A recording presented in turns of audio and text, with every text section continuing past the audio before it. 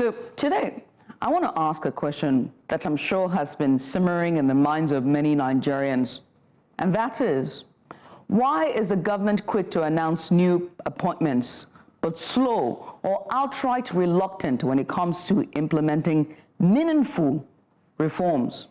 On Friday, President Bola Ahmed Tinubu rolled out a long list of appointments. 43 federal agencies and parastatals now have new chairpersons. And I'm talking big names, political allies, regional heavyweights. There's no shortage of familiar faces. And don't get me wrong, governance requires strong leadership. And appointments are part of the system.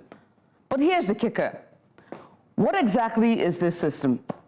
A bloated bureaucracy riddled with inefficiencies, where new appointees inherit more layers of dysfunction rather than the tools to deliver real change. Which brings me to the Oronsaye Report. Remember that one?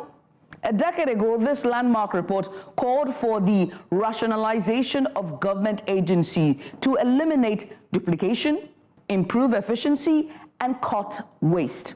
It wasn't just another commission report destined to gather dust. It was a roadmap for fixing a broken system. Yet, here we are, adding more weight to an already groaning bureaucracy instead of trimming the fat. So let's talk numbers, shall we? I like numbers. Do you know how much Nigeria spends annually maintaining this oversized machinery? According to estimates, over 70% of our annual budget goes to recurrent expenditures, salaries, overhead, the endless stream of allowances. That's right. Where does the leave funds, what does this just leave for critical sectors when you think about the budget? Critical sectors like education, healthcare, or infrastructure. I will let you do the math. And yet, instead of streamlining operations, we are appointing more boards and doubling down on efficiencies. Thumbs up to Nigeria.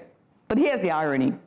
President Tinubu has asked these chairpersons to avoid interfering with the day-to-day management of these agencies because their roles are non-executive. So if their positions are symbolic, then why not act decisively on Oronsaye's recommendations? Is it me? It's simple like ABCD. Let's merge. It just consolidates. Let's focus on results, not optics.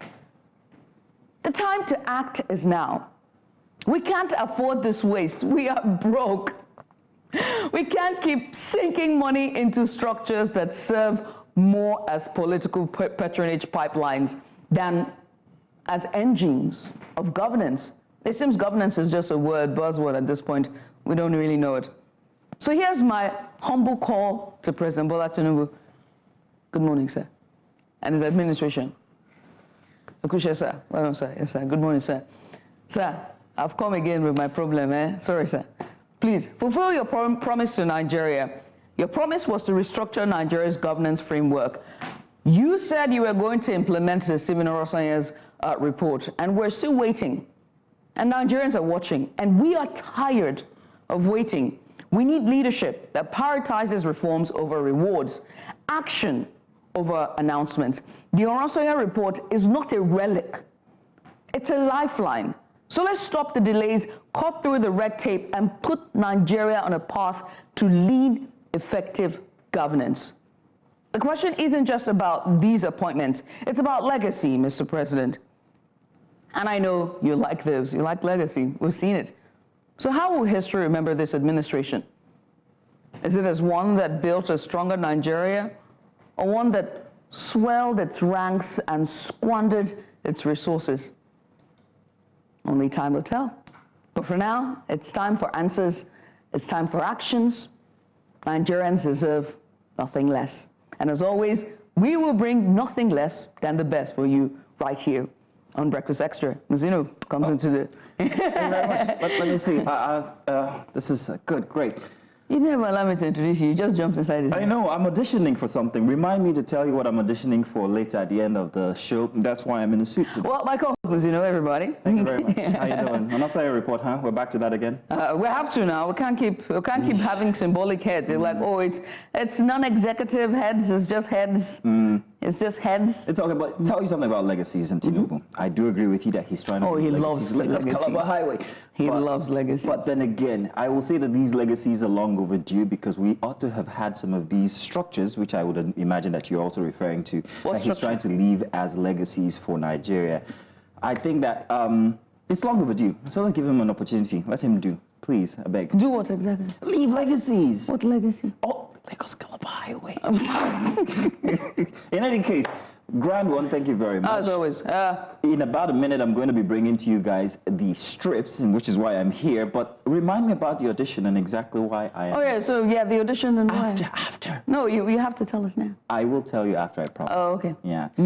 So tell you guys what, that's our prologue for this morning. Get ready for the strips in just about a bit.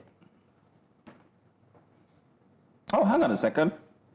I'm being told that our strips is going to be delayed for just a bit, but I'll remind you something that we're supposed to talk about yesterday. Go ahead.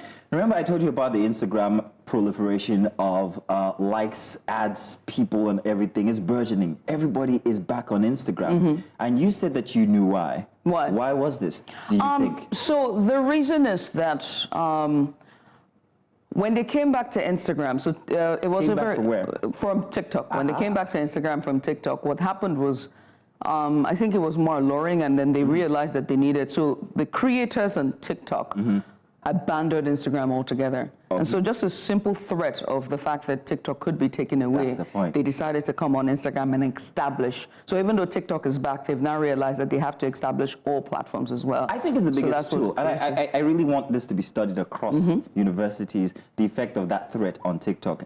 And exactly how it affects Nigerians and Nigerian creators, this is it. The fact is that Nigeria is big on TikTok, whether you like it or not. We just didn't know until now. And there's so many people who are actually also doing business on TikTok.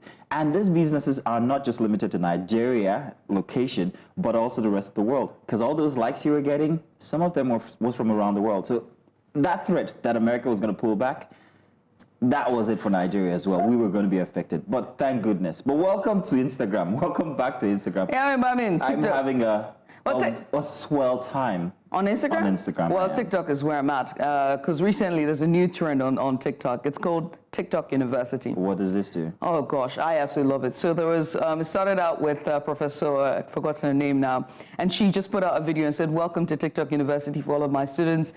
This is our intro into African American Studies 101. And she did that video, and it snowballed to more black African American professors teaching classes on TikTok. So we've seen metaphysics classes, accounting 101, financial literacy 101. So now we're seeing TikTok organic chemistry 101. Go into education and everything. That's fantastic. It is brilliant. Okay, I absolutely love it. So yeah, TikTok is where I'm at. I'll be checking that out. Maybe you should too. But welcome to Breakfast Extra once again for a Sunday edition. We're starting different today. Let's do the strips now, shall we?